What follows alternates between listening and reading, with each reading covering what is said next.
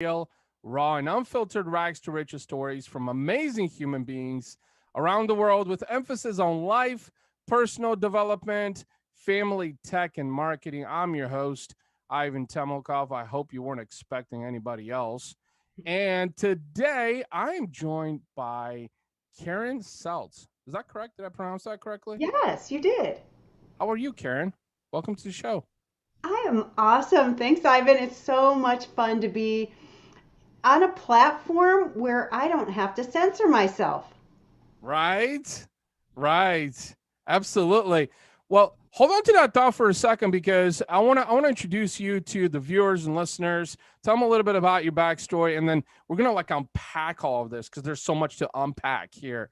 So, Karen Seltz, let's see, MED, aka the Uncensored Self Love Coach, helps people fully embrace every part of themselves and gain the freedom to create meaningful, vibrant lives they're passionate about. Karen has triumphed over depression, sex addiction, lack of self worth, low self confidence, and playing small by doing the deep inner work that she now shares with her clients. Her higher calling is to be a loving interruption to the disempowering stories, beliefs, and patterns her clients have held that have kept them stuck. One of her greatest gifts is her ability to see the hidden beauty and possibility in people and mirror it back to them until they can see it for themselves.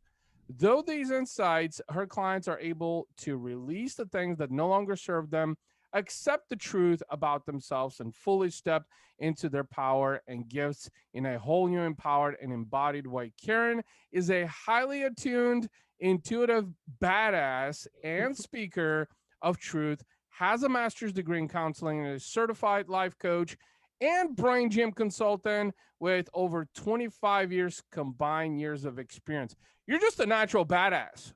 You were just born a natural badass. Like that's what I'm reading. And so let's start off with, I want to go, I want to take things back a little bit and kind of paint the story to everything that you've been through to what you're doing today and why you're doing it today. But let's go way, way, way back to like your childhood and early days. Let's share a little bit about, your story. And you've also done stand-up comedy. So I wonder where that fits in as well. So tell us a little bit about your early days. What was that like? Yeah, thanks, Ivan.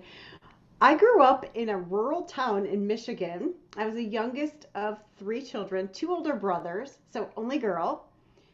And it's really fascinating. I grew up thinking that being a girl or girly meant you were weak, and showing any type of vulnerability would get like a snake in my bed, right? If I showed that I was Mm-hmm. afraid of a snake, it would be in my bed that night. So I grew up wearing masks to keep myself safe. I didn't cry. If I got hurt, I never cried. And to this day, I don't cry from physical pain. Interesting tidbit.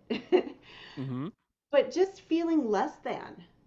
And then I also got this message from my dad that women were only good for one thing. And I internalized that. And that came into play later on in life, as you will note in my story. Okay. Interesting. Okay. So that was your early childhood. So at what point did you, I mean, so depression, low self esteem, were there early signs of all of this, like in your early childhood? Like, when did this all start? I would say not really. I was such a good actress. I Mm-hmm. was the class clown, I was the comedian, and trying to cover up my pain and those feelings like I am not good enough. And if anybody finds out who I really am and what I really think about myself, I won't have a friend in the world and I will be alone.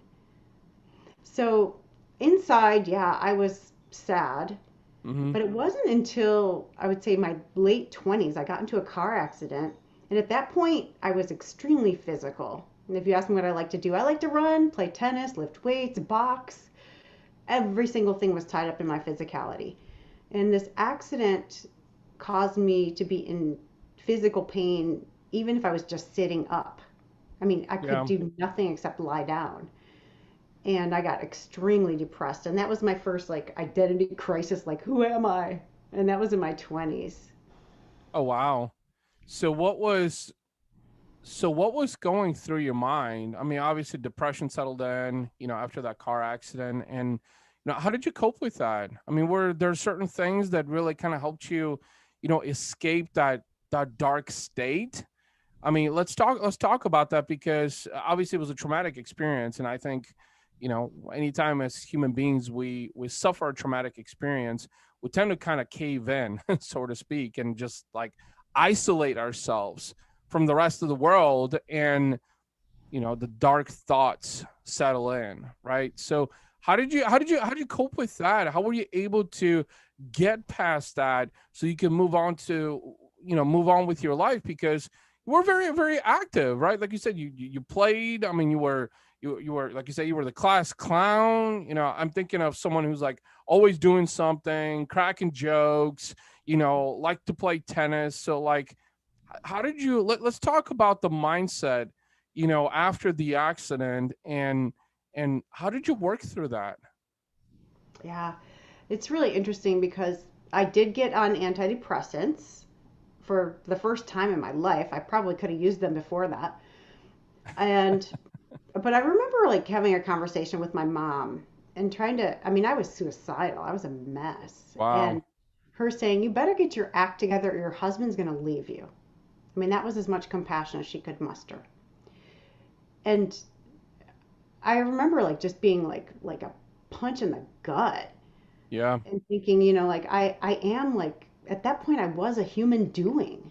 And what I mean by that is like I proved I'm worthy of your love because look at all these things I do for you. Look at how I make Yeah. you feel. Yeah.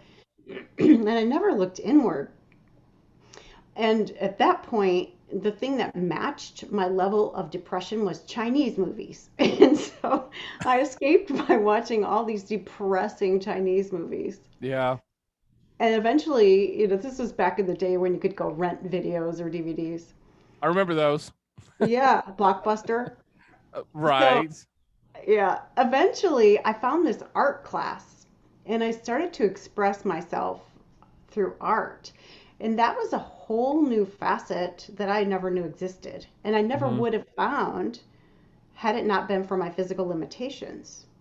So Yeah. that was one way. And from there, Interesting. go ahead. Well, which part of art? I mean, was it like actual painting art type of art, or what kind of art were you did you get into? Yeah, that was mainly what I did was art. And Okay. it's fascinating. Like the first things that I painted were like twisted bodies that were all like red and fiery, and it's really interesting if you look at it now. Yeah. Yeah. Well, that was your way of basically like escaping depression, right? Like you just, and that's a very challenging thing because, I can relate a little bit to that. I'm one of those people that uh, I did not want to admit that I was depressed or stressed or that I had anxiety. Like there were nowhere near the severe levels of other people that I've surrounded myself with. But the reality of things, we're human beings. So, we do get depressed. We do get stressed. I mean, fuck, with everything that's going on in the world right now, it's like, how can you not be depressed? How can you not be stressed out? I mean, a lot of people are, a lot of people losing jobs and so on and so forth. So you found a way to escape that depression. Well, treat the depression. You didn't escape it. You treated the depression by turning to art. But then there's a couple other things here that I want to hear more of. Is so as you're working on this art, trying to cope through depression, work through it.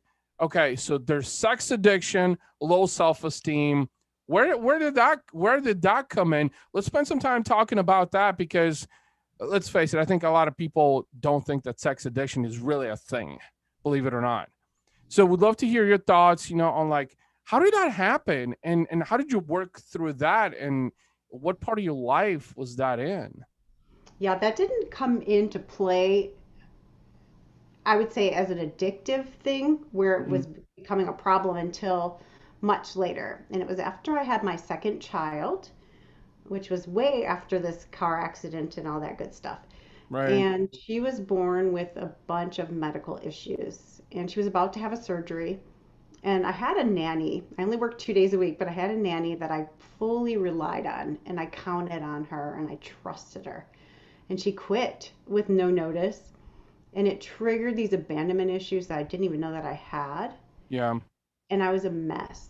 And she was about to, my daughter, have this major skull surgery, like where they took it, like half of her skull out of her head, and I was Wow. freaking out.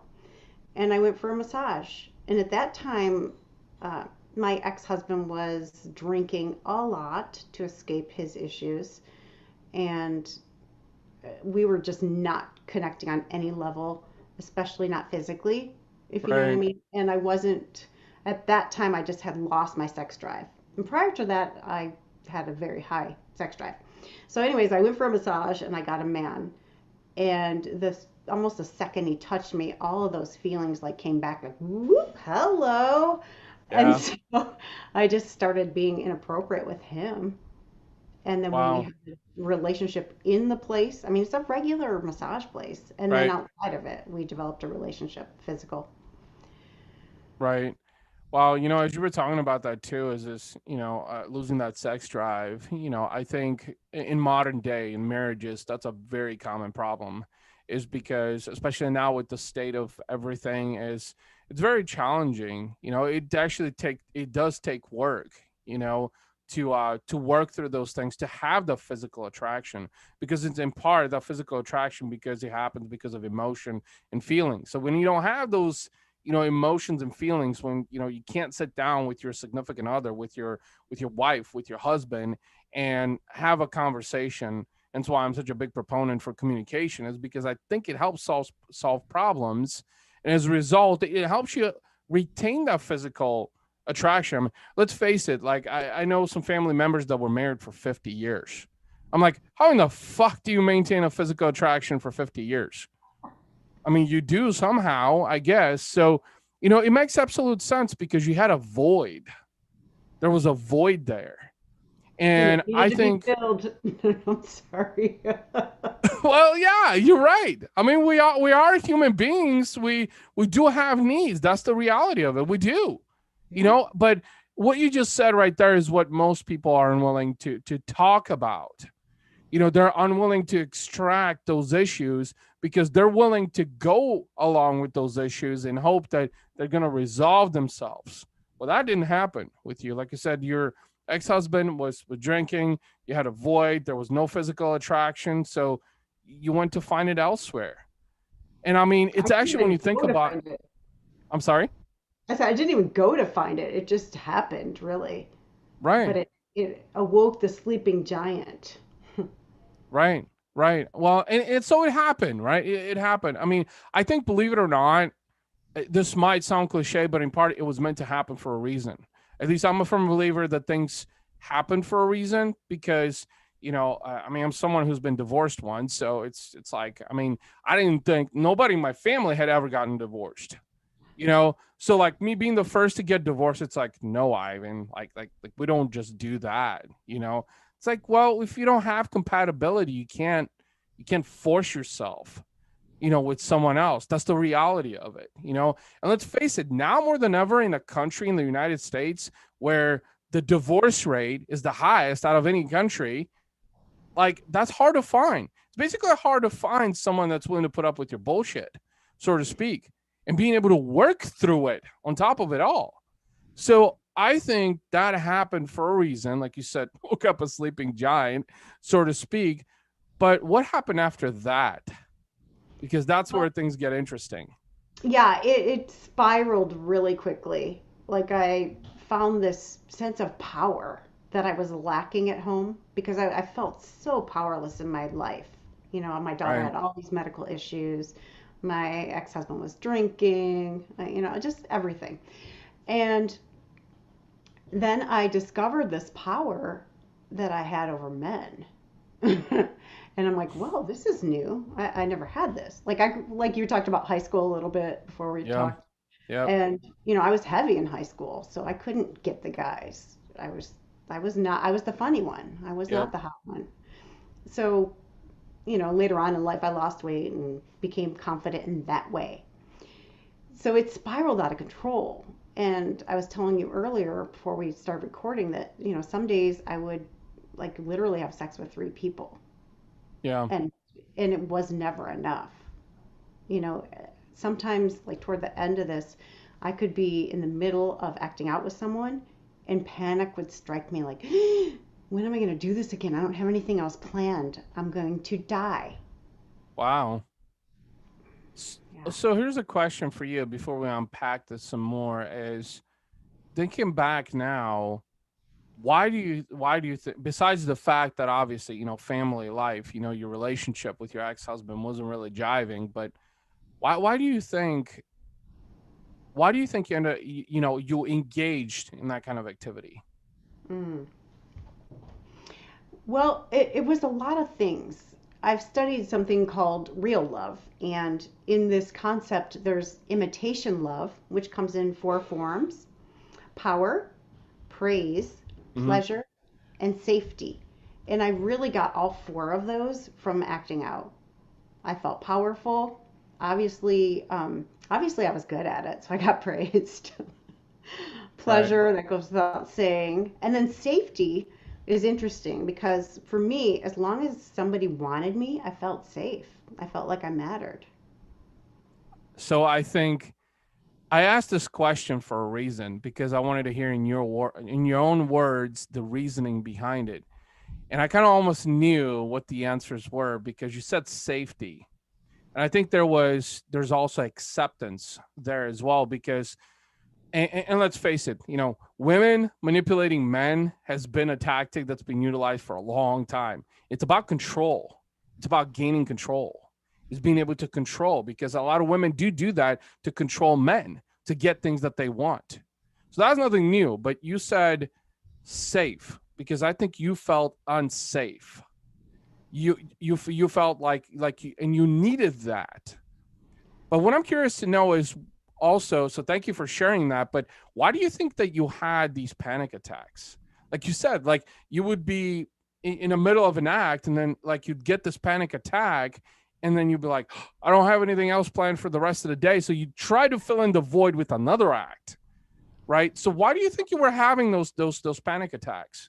All right, first, I want to say they weren't like full blown panic attacks. They were like, Mm-hmm. because I know some people medically have them, and this is not what that is. That was like just like a shit, now what? And Right. because I think it happened at such a vulnerable time where I was literally, I can't handle my life. I'm going to kill myself if I can't escape for a little while. Yeah. I believe my subconscious mind tied it with survival. Like, if I cannot escape, I'm going to have to kill myself. There are no other options. Right. And, when I am working with clients, if they see something as black and white, right and wrong, I have two options only, that is definitely the ego mind. I mean, no question about it. The ego sees only two choices. The spirit or the unlimited mind sees infinite choices. You're not limited. It's not fear based, it's love and it's infinite possibility. Right. Okay. Okay.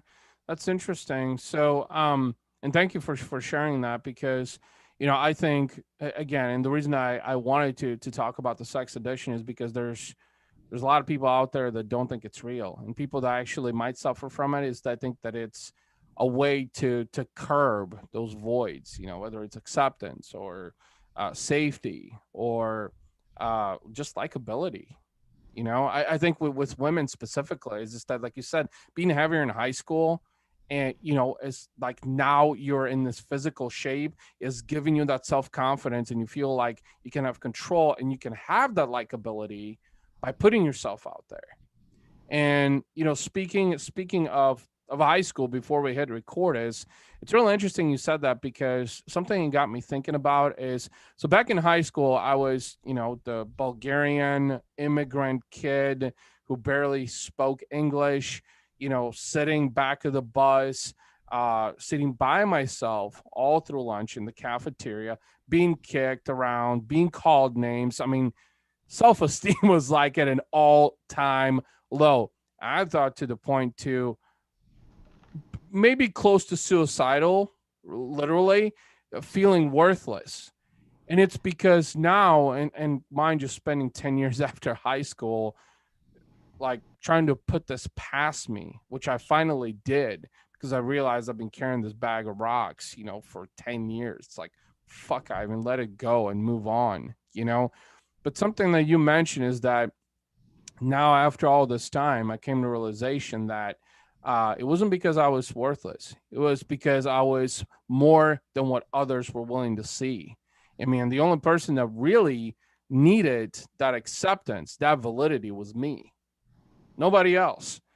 And so I think as we're talking about, sex addiction, is that there's a lot of things that you struggled with. And it was in part because you were afraid to really focus on your own identity.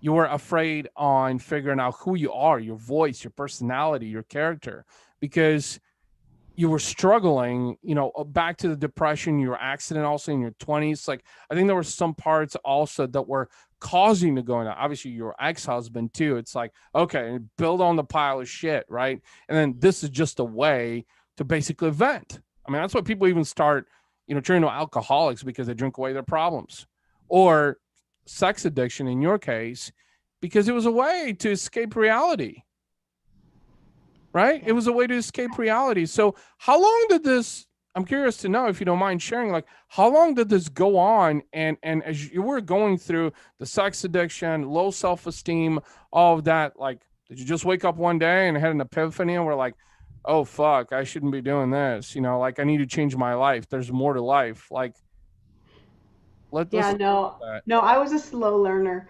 Here's what happened though. I got an STD while I was married. And so I'm like, Okay. well, I pretty much have to tell him because we're still having sex at this point. Right. So I told him, and of course he was not pleased. He was really freaking pissed, like Yeah. so angry, and like punching holes in the wall, angry for the rest of the time he lived with us. And I'm like, well, I think I'm a sex addict. And I knew that I was. And I started going to meetings, but I didn't Yeah. want to change yet. I knew I belonged there. I resonated with these stories, but I was not ready to give it up. I'm like, I just found this. Like, Yeah. I only got to act out, got to for like a couple months before this happened.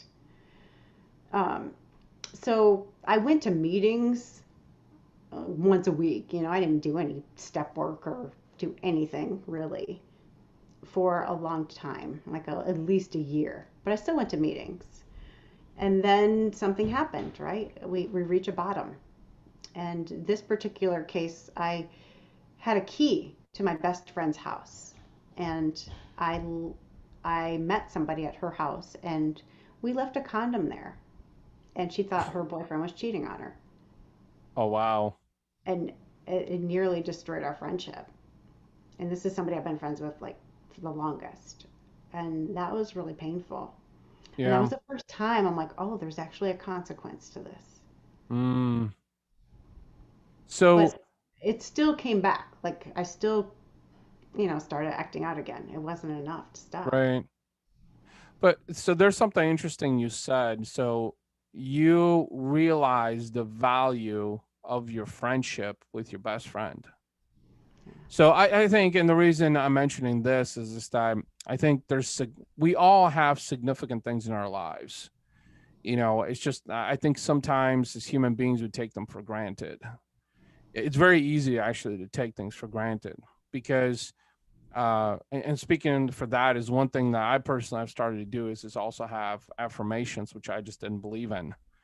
But when I started actually, and I'm nowhere where I want to be, but starting with those affirmations actually builds that gratitude and appreciation, makes you realize that, you know what, there's a lot to be thankful for. There's a lot to be thankful. The fact that you woke up this morning is a major win, because guess what? Somewhere across the world, someone didn't wake up. Hundreds of people, maybe thousands, tens of thousands didn't wake up. And that's the ultimate win. It's because if you don't wake the fuck up, finito, you're dead.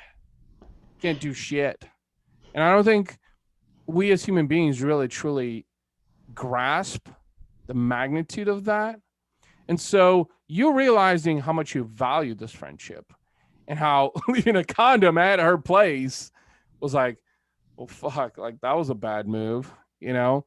Like, was that the trigger for you that really made you realize that, oh shit, there's consequences? Because prior to that, I don't think you really, I mean, maybe you did, but Like, nah, like this isn't a big deal. I can do this. Was that really the thing? So it was your long time friendship with your best friend that triggered something in your mind that made you realize that, oh fuck, I better get my shit straight. Was that it? Well, that was the first one. But like I said, it didn't last long. Like that addiction was in there and that survival instinct. And I had done no work Mm-hmm. to realize what my triggers were. And one of them was when my daughter got sick, which was approximately every 2 to 3 weeks for real. Um, so it wasn't long before another trigger came, and I'm like, I have to act out or I'm going to die. It did like that's the thing with addiction. It's so strong. It doesn't matter Yeah. how much you love people, how much you want to change. It's got you. It's got you by by the short hairs, and like you're powerless. That's the big thing. Yeah. So it took a while. Um, I don't know. After I got separated from my ex-husband, I started dating somebody, and from that point, I had about a 3 year period where I'm going to call it acting out monogamously. So I wasn't cheating on anybody anymore, but I still was using sex to feel better, to get what I Yeah. thought I needed, which was a bullshit story I was telling myself, but that's what was happening. And then after that, I hit like a really low bottom. Like 10 months I spent acting out, and I got to a point where I just hated myself and I could no longer look in the mirror. Oh wow. And that was what it took for me. Like I had to come to that point where I couldn't even look at myself. I'm not kidding. So that was your pivoting time. That was your pivoting moment. Is like when you hit that rock bottom and like, well, the only way to go is up. I'm on the rock bottom. You were plateaued completely, at that point. So what was going through your mind though when you hit that rock bottom? I mean, you obviously, you said you couldn't stand looking at yourself, but I'm curious in hearing your line of thinking that really made you go like, all right, I'm worthy. I am a person. I can be happy. And I don't have to I don't have to use sex addiction as a way, to get through my day. Like, how did you reach that point being at a rock bottom? Well, it's kind of interesting. I wish it was like that. Like I woke up and like I'm worthy. No, that was not it. I had a Mhm. sponsor who I was still going to meetings. I mean, I was acting out like a motherfucker, and I was still going to Yeah. meetings. But I had lunch with my sponsor one day, and I said to him, he was a gay man. I said, I am in this addiction so deep that I do not see a way out. And I was like desperate. And he said, well, what do you think it's costing you, Karen? And I'm like, well, I don't think it's costing me anything. I just don't know how to stop. Mm, It was just comical. He didn't even laugh. I'm like, how did you not laugh? Because there's so much denial. yeah. He said, well, would you be willing to make a list of what it's costing you? And I said, well, all right, but it's going to be a short list. And so I actually did it. And at item number 39, I wrote, it's costing me everything because as long as I keep doing what I'm doing, I don't believe that I'm worthy of anything good in my life. So I Right. was sabotaging everything. So it was that. And then I also hired this life coach that said to me, if you want anything different in your life, you have to stop the addictive behavior. I'm like, that's so simple. Why didn't I think of that? You're like, well, fuck, Captain Genius. Thanks for telling me. Captain Obvious, Captain right? Obvious, right? But I think that's what I meant to say is Captain Obvious, but no, absolutely right. So, didn't occur to me. mhm. So you wrote all these things down. That was obviously a step forward, right? Yeah. And is that when you really kind of started realizing like how much it really was costing you? That's when I put my stake in the ground and I made a decision with such firm intensity that the universe had to respond. Yeah, That was it. I wasn't going to do it anymore. yeah. That I was done. And that decision was I'm going to say like July 14th, 2015. And I may have acted out that day already. I don't know. So my sobriety date is July 15th, 2015. So I'm coming up on 6 years. Wow. Yeah. Congratulations. Thank you. That Yeah. is a huge commitment. And, I think for someone like me, I've met a lot of different people who have had some kind of addiction, whether it was drugs or, well, sex is probably a first one, but nonetheless, obviously an addiction. And a lot of them have struggled. Some didn't quite make it. And so congratulations. 6 years is a long time. I think you finally realized how much it was really costing you because you did not truly know until you actually wrote it down.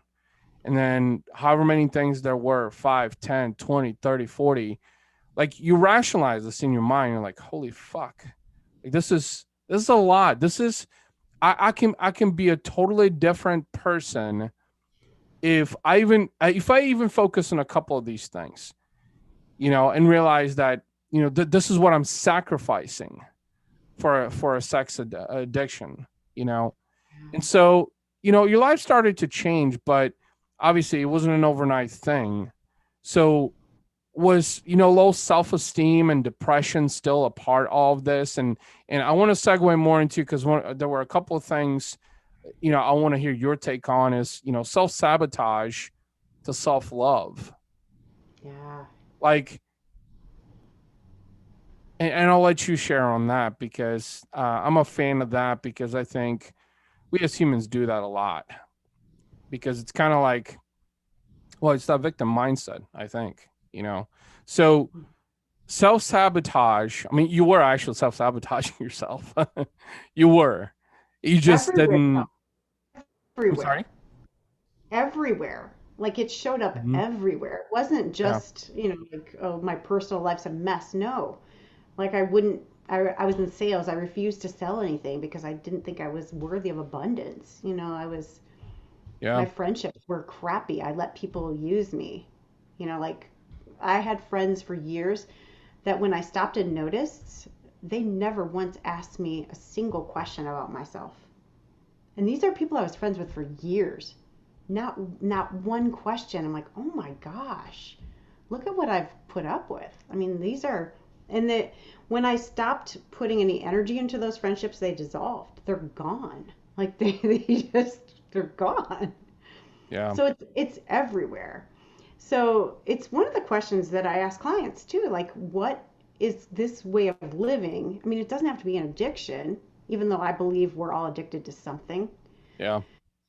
People don't call it that. They don't see it that way. But playing small, for example, or not going for the promotion, not speaking up.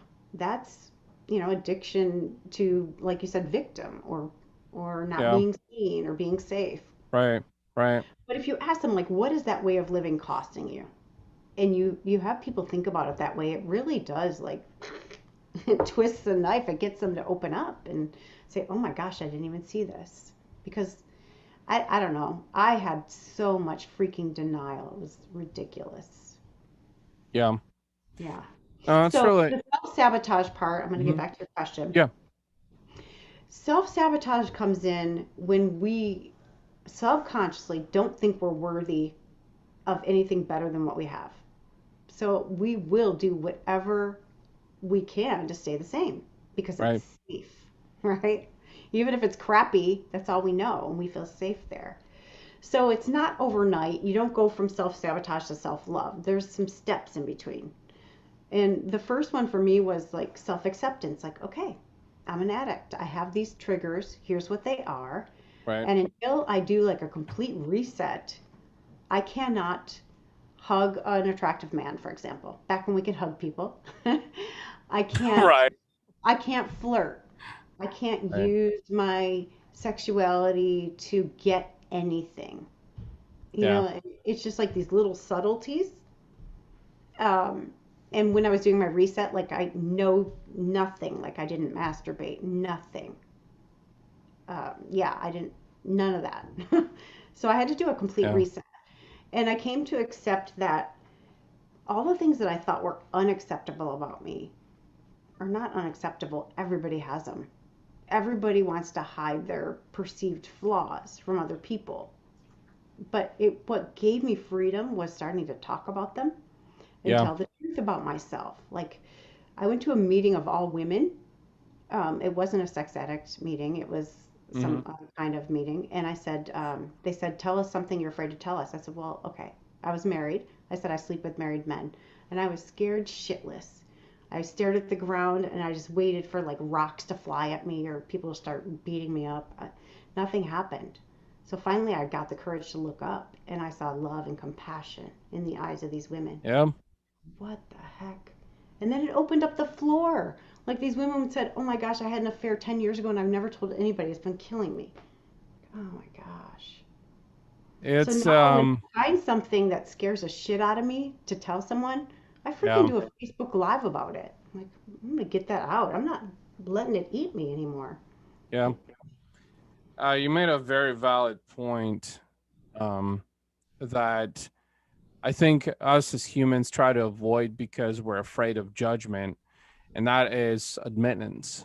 To admit to, as we're talking about self sabotage, to self love, obviously, because I was one that was self sabotaging myself.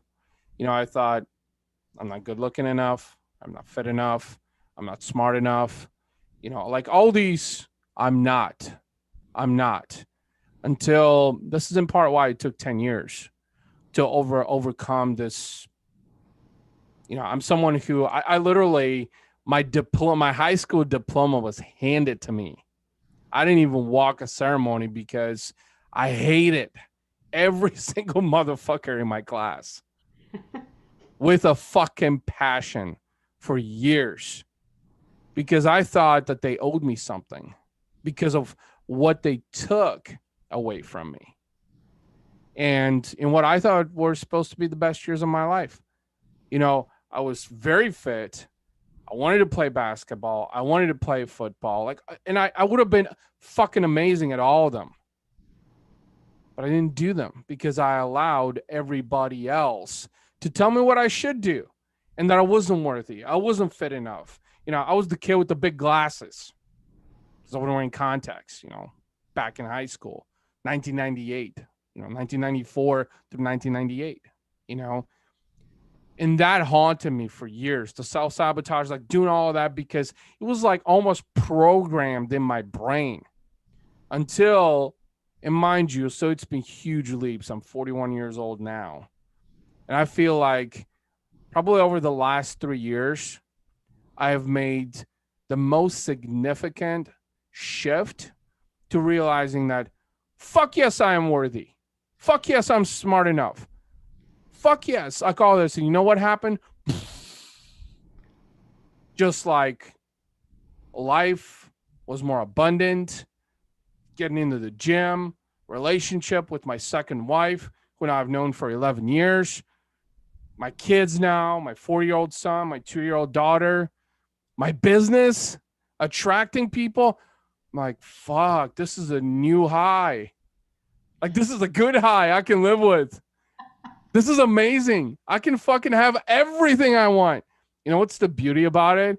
Is you're pissing off everybody else who thought that you couldn't have it or that you allowed to infiltrate your mind. And so, again, congratulations to you because, I mean, you made a huge leap. And I feel like you're still making leaps, right? So, since we're talking about self sabotage to self love, because now you're also coaching people how to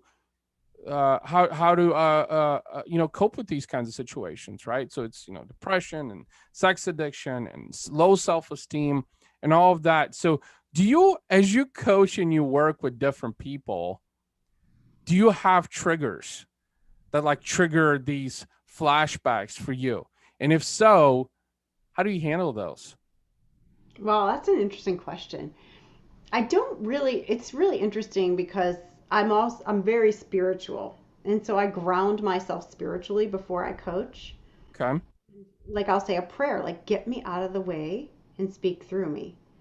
And my practice is that if I find myself having an opinion about anything while I'm coaching, I will stop. I'll say, just a minute, I need to reground myself because I have an opinion. Like if I get attached to whether somebody thinks what I'm saying is brilliant That's the ego mind slipping in there, like, okay, no, I got this. Listen to me. I'm smart. I'm wise. I've done this. I know what you should do. So anytime I think I know what anybody should do, that's the ego. So I will reground. There's always things that I learn because what comes through me in a coaching session is not of me. It might be meant for that person, and I will get something from it Right. as well, if that makes sense. Well, here's okay. So that was an interesting question. Here's another interesting question because of what you said. I believe that opinions are about perspective. Opinions are not facts. So when you said that you'll stop and reground yourself when you share an opinion, which I think it's good, but where this really gets gray, and I want to hear your thoughts on it. Why do you think that if you were to share an opinion, that it might be misconstrued? Because Oh, it's it is a perspective. yeah, it's not that. It's like it's not sharing an opinion. It's if I, Karen, have an opinion, then that is ego. My ego coming in saying, I know what's best for this person. And Hmm. spiritually, I believe I don't know what a single person needs on their journey to wherever they're getting to in this lifetime. So that's why I Mm. say that. Now, the reason that I call myself the uncensored self love coach, I do not hold back. I used to. I used to hear this message for a person coming in, and I'd be like, gosh, that's not nice. I can't say that. They're going to fire me. And I would water it down. And then people would get watered down results. And I'd be like, okay, I'm just going to try it. I'm going to trust. And I would say these things that sound horrible. And people didn't take it as like I was insulting them, which is what it sounded Yeah. like in my human ear. They'd be like, oh my gosh, how'd you know that? That's exactly what I needed to hear. And then they would have the breakthrough and they'd be like, oh my gosh, that's just what I needed. Yep. I see it now. They could see themselves differently. And it might be Yeah. like something you're doing to sabotage, or it might be like Right. a gift that they hadn't acknowledged. Because that's a big Yeah. thing, especially with women. We have gifts and talents that we're like, no, I'm not that good. No, I don't have that. Like bullshit. Fucking Yeah. own it. I mean, you're strong and powerful, and So a nobody couple of else has things. your gifts. You're percent correct, 100% correct, especially about women. It's in fact something I've been trying to dwell into my wife's head because I'm like, you're way fucking smarter than that. Like, stop, undervaluing yourself. Because I think women, and it's why the entrepreneurial community has been predominantly a male driven era for fucking ages, Yeah. is largely because we're not good enough. Fuck, you're good enough. Go out there and do it. So there's something I wanted to say as you were talking about, oh, if I say that to a client, they're going to fucking fire me, right? Something a client of mine told me last year that I think you need to know because I don't know if you're still in this mindset. So they said, Ivan, don't tell us what we want to hear. Tell us what we need to hear. Yeah. That's truth. Because if you tell us what we want to hear, you're curbing my ego.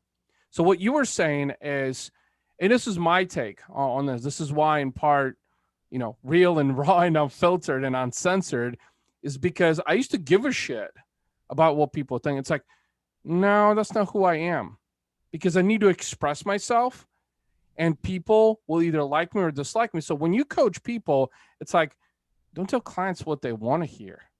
Tell them what they fucking need to hear, Yeah. because the reason they hired you in the first place is because they need to hear something. They need to resolve something. But I think you made a very valid point because you were or you still are kind of afraid or holding back No, no, because no. That was before. That's why now I've rebranded as the uncensored self love coach. So you're going to get okay, it. I am going to stand for you. yep, Whether you yell at me, whether you try to fire me, whether you do fire me, I don't give a shit. I am completely unattached yeah, because we all have blind spots. And the reason you're going to work with a coach is to show them to you, to mirror them right, back to you. Like, okay, what do you see? And to ask you the right questions so you see them for yourself. yeah. You know, I had added personal development as an area to the podcast not too long ago. And it was in part because everything that, we talked about is about how you feel and your mindset. Your mindset is everything. If you think the grass is red, but it's really green, well, that's your opinion. Maybe you think maybe it's red because you like to think that it's red, right? And in fact, I've done an entire episode about realities that we live technically in three different realities. So Karen's reality, my reality, the reality of the world that we actually live in. That's the reality of it. But it's really interesting. You said that you've rebranded yourself as the uncensored coach, which I absolutely fucking love because, like you said, I think people need someone. They look for someone to stand by them because it's validity. It's just as human beings, we like to know that there's someone in our corner. We're not alone. There's someone that supports us. If you ever, as a human being, and I've met some human beings that are just so bold and fierce and self-confident that they just don't give a fuck about what the world thinks about them. And I'm very much in the same boat. It took me years to get to that. It's like, you're unstoppable. You're literally unfucking stoppable. Now go get what you want. Go do what you want. Does it make you happy? Does it give you fulfillment? Do you want to build a business? Do you want to make more money? Do you want a better relationship? Who's fucking stopping you?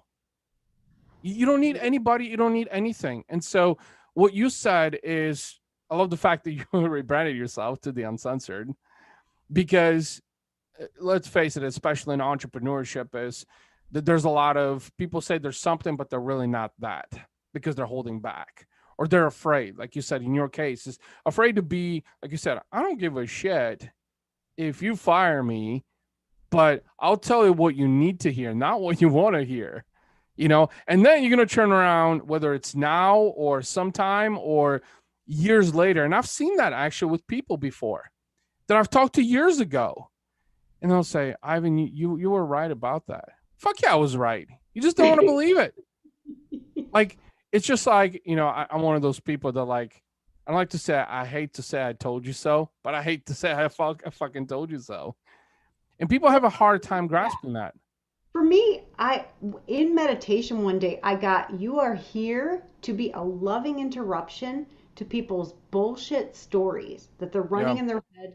They're getting people to co-sign them all the time, like, oh, listen to my victim's story. And I just stop people. I just stick my hand on, like, no, you've told that Yeah. story enough. Let's write a new story. That's bullshit. That's not who you are. That's not why you're here. Yeah. You need to like transmute that shit. Let's create something better. Let's create some happiness. Let's live your purpose. Yeah. I love that. And one thing that as we round out the episode, because we could probably talk endlessly about this, because I'm such a huge fan.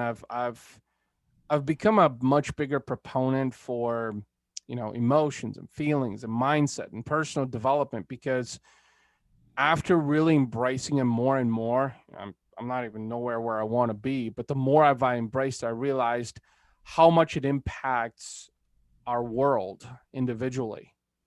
And the more you work at it, the happier you will be. The more fulfillment you're gonna find, the more happiness you're gonna find. Now, I think this might sound cliche, but your experience with sex addiction and depression and chain of events that happen in your life, I think that were a test. I think they were. They were actually a test in part of self-worth, which you always been worthy. It's just, I think in part you needed to prove it to yourself. It's like a post that I put out on my Facebook. It's like when I train on leg day, which I despise, I don't actually do much leg day, but I train like it's the fucking Olympics. It's Ivan's Olympiad. It's me versus me. How quickly can I plateau? And if I do I feel happy about what I did? Me, not anybody else. Me. And I think that's the key message here is that people need to realize that you are self-worthy. You have self-esteem. You are confident. And you shouldn't listen to anyone else or the world tell you otherwise, because they're stealing that away from you. And I think that big, the sex addiction and everything that happened to you, It was a test. It was. And I'm glad now 6 years sober. Congratulations again on that. I think your journey has just begun in impacting other people and helping other people understand using that adversity and those chain of events that you went through early in life as an example. So I want to thank you for coming on the podcast. Absolutely enjoyed the conversation. But before we sign off, there's two things that I want to ask you. The first thing is, if you can think back through all your experiences with everything that has happened, was there a key lesson that you learned that you've held on to? That's my first question. Okay. Yeah, I love that. The the big lesson for me is it's a constant state of remembering the truth of who I am.